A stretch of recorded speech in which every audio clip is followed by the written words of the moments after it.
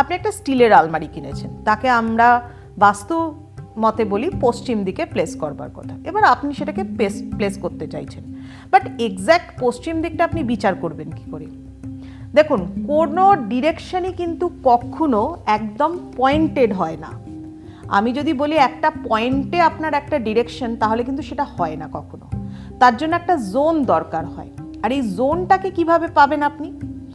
ওই জন্যই বললাম যে 360 ডিগ্রিটাকে আমরা 32টা ভাগে ভাগ করে থাকি। এই 32টা ভাগে যদি 11.25 ডিগ্রি করে এক একটা ভাগ থাকে, তাহলে টোটালে হিসাব করে দেখুন 360 ডিগ্রি আসছে। তাহলে কি করবেন আপনারা? ধরে নিন আপনার বাড়িতে কিচেন কোন দিকে আছে, রান্নাঘর টয়লেটের পজিশন কোন দিকে আছে, আলমারি কোন দিকে রাখবেন, নিজেরাই কিন্তু অনেকটা এই বিষয়ে অনেকটাই জানতে পারেন, নিজেরাই কিন্তু অ্যাপ্লাই করতে পারেন। তার জন্য করতে হবে কি, ধরে নিন আপনার ঘরের ব্রহ্মস্থলে দাঁড়ালেন, একটা কম্পাস রাখলেন। কম্পাস রেখে এবার তার চারিদিকে কোন ডিরেকশন পড়ছে, প্রত্যেকটা ডিরেকশনকে কিভাবে দেখবেন? 45 ডিগ্রি অ্যাঙ্গেল, মানে যেদিকে আপনি যদি পূর্ব দিকে মুখ করে দাঁড়িয়ে থাকেন, পূর্ব দিকে মুখ করে দাঁড়িয়ে থাকলে আপনার ডান দিকের সামনের কর্নারটা হচ্ছে দক্ষিণ পূর্ব কোণা, আপনার বাঁ দিকের সামনের কর্নারটা হচ্ছে ঈশান কোণ, নর্থ ইস্টের কর্নার। এবার ওই কর্নারে মোটামুটিভাবে প্রত্যেকটা ডিরেকশন 11 ডিগ্রি করে। 11 ডিগ্রি করে কিভাবে?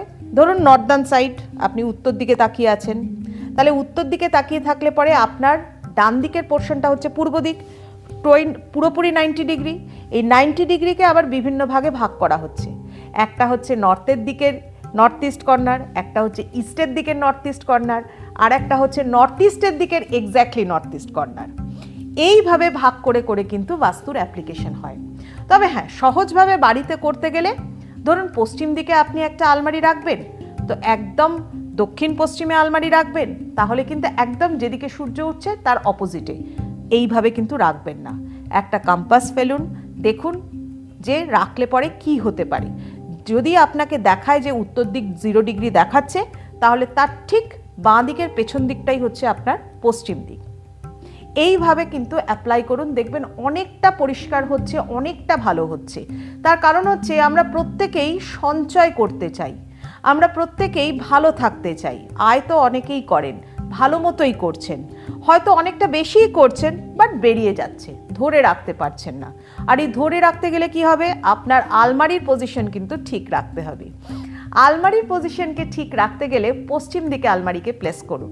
যদি আপনার স্টিলের আলমারি থাকে, তাহলে সেটাকে পশ্চিম দিকে প্লেস করুন, বা দক্ষিণ পশ্চিমে। সব থেকে ভালো জায়গা হচ্ছে দক্ষিণ পশ্চিম, সাউথ ওয়েস্ট কর্নার। আর এর জন্য আমি যে পদ্ধতিটা বললাম, ডিরেকশনটা কিভাবে দেখবেন সেটাকে একটু ভালো করে দেখে নিন। দেখে নিয়ে দক্ষিণ পশ্চিমে প্লেস করুন। এমনভাবে রাখুন যাতে আলমারির দরজাটা পূর্ব দিকে খোলে, অথবা এমনভাবে দক্ষিণ পশ্চিমে প্লেস করুন যাতে আলমারির দরজাটা উত্তর দিকে খোলে। আশা করি নিশ্চয়ই বোঝাতে পারলাম যে যদি দক্ষিণ পশ্চিমের দিকে আমি আলমারিকে প্লেস করি, আইদার আমি ওয়েস্টার্ন ওয়ালে রাখবো, না হলে আমি সাউদার্ন ওয়ালে রাখবো। তো এই দুটো দিকে রেখে যদি আপনি আপনার ক্যাশকে সেখানে রাখতে পারেন, তাহলে কিন্তু আপনার সঞ্চয়টা ধীরে ধীরে বাড়বে।